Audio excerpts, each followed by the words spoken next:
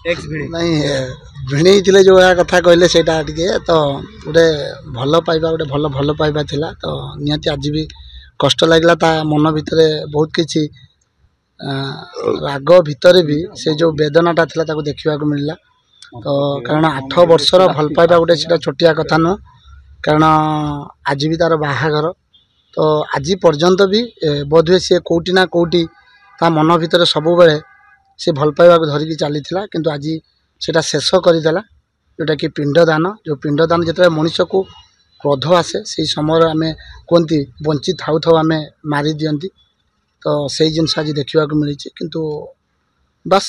एबे बहुत हुए समग्र ओडिशावासी ता सहित अच्छा से जो कथा सब समय कहे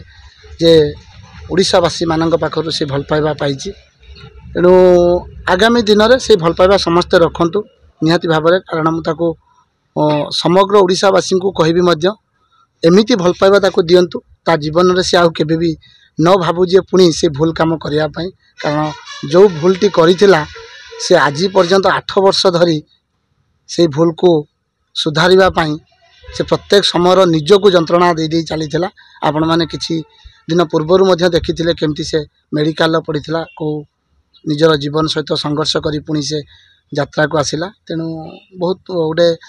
बोधे केते जन देखुवे हे तो मजाक नौथे तो रानी पंडा यहाँ गोटे ना सहीटा कथा नुहे कारण मन को बाधे सहीटा करे तो आज मुझे कुंभ मेला को जाइली गंगारू जोटा कि कहती कुंभ समय गंगारू पानी आनिबा से पानी भी नहीं आसी आज से पानी टिके देली से पानी निज ऊपर से छिंचिला आउ जोटा कि बोध हुए ता जीवन में से भल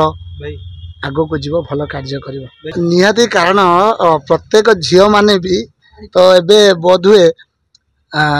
भल पाइबा पूर्वर से चिंता करेंगे थे रानी पंडा कथा कारण रानी पंडा जो कष्ट पाइबा परे जो पिंडदान पुणी आज सबू शेष जो पिंडदान बोधे झील मैंने जिते भल पाइबा कथा चिंता करेंगे थे रानी पंडा कथा भावे